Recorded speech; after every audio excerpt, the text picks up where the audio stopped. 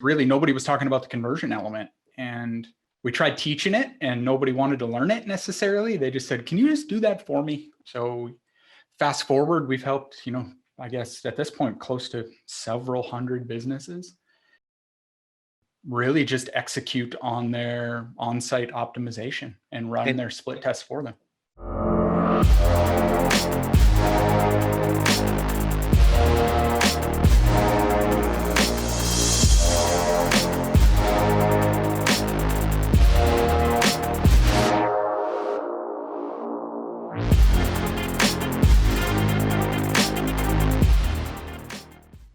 And what do you, so you guys basically go and do everything for them? You like, if I say I've got my site and, I want you guys to help me, then what do you guys do? Yeah. So we'll analyze the data, kind of take a better glimpse of what that data is kind of telling us in terms of story, and then create a basic plan and start executing, and then just building upon that and leveraging the results to really understand the on-site behavior of those visitors. Okay. What they like, what they don't like, what holds weight, what doesn't, and just really help the scalability rather than, hey, I changed the button color and it raised or lowered my conversion rate. Really just helping them identify more of what their visitors truly care about and how they interact with the brand. Perfect. And is this the first business that you've had, or are you a serial entrepreneur? I've been doing this almost 20 years. So I had an information publishing company for a handful of years, partnered with Mike Dillard. Mm-hmm. Way back, I guess, I don't even know, it's been 10 or so years ago since we kind of parted ways, sold that back to him. Had some startups, had some failed stuff along the way, and just kind of fell on this from the consulting stuff that I built upon what I did with Mike and just some of the information that I published there. And people just kept asking me about the implementation and really the optimization side of things. And it's kind of spiraled into what it is now, I guess. What would you say are some of the biggest things that you learned through the prior experiences that you brought into this that you think have been most helpful in being successful now? Well, patience is probably the biggest thing that I have, because I don't have any, particularly going with the quote unquote agency model is, as in the direct to consumer market, you get more feedback quicker. Mm-hmm. You place an ad, you can see it works or it doesn't, and kind of build upon that very quickly. At the agency, you can't. You make the change and you might see the result 2, 3, 4 months down the road. So it's tough to make those quick decisions and be in control of what you actually changed and attribute it to that outcome.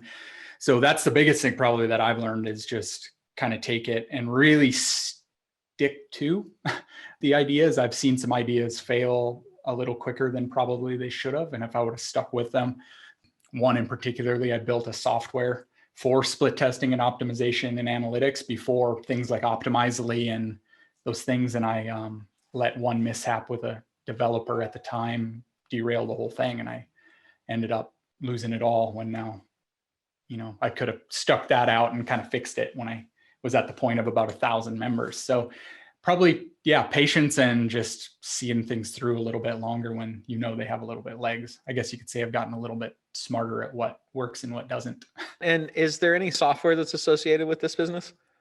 Right now, no. We leverage third party, heat maps type solutions. We have, Hotjar, Crazy Egg, whatever's really kind of in the play. Then we leverage split testing software. Our go-to is convert.com.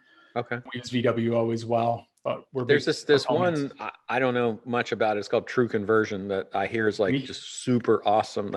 Yes. And I have had many of conversations with Rondo about that.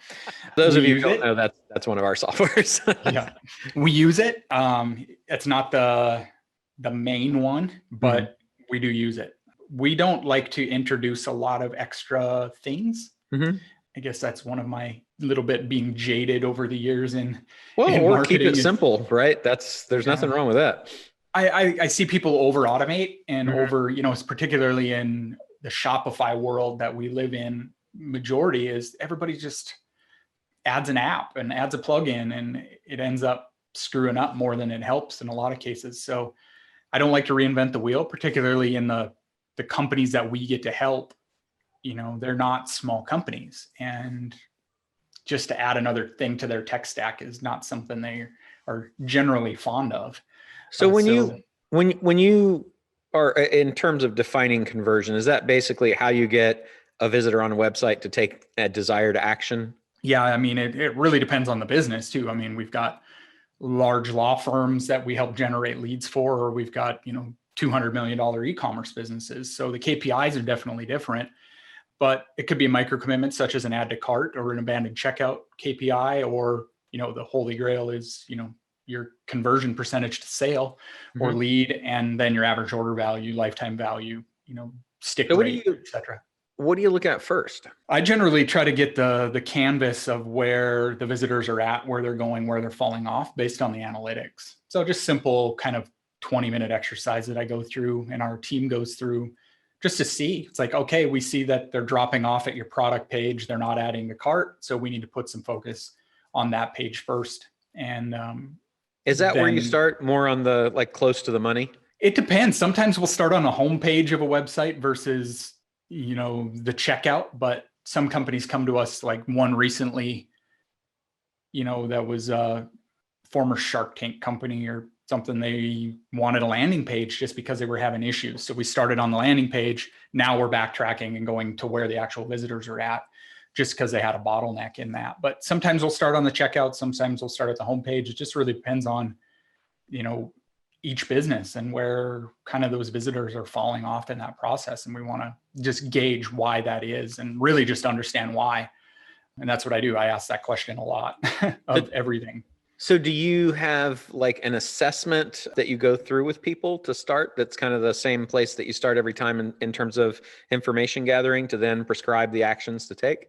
Yeah. So I generally will ask a few questions. Again, I'm pretty simple by nature. We used to go through super, super long, in-depth, user analysis and all of these crazy things. But I had found that you get kind of analysis paralysis. So I'll rather let the testing be the guide. So I want to get testing as quickly as possible.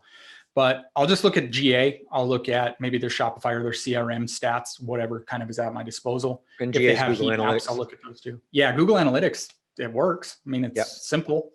It's free in most cases. Some clients pay for the big level, but I'll look at demographic, age breakdown, conversion percentage, mobile, desktop, tablet, the shopping behavior, the products, and the landing pages and the overall site visitors is really as in depth as I get, and just really see what trend I can see. Because I look at so many that I just kind of know what a good benchmark is.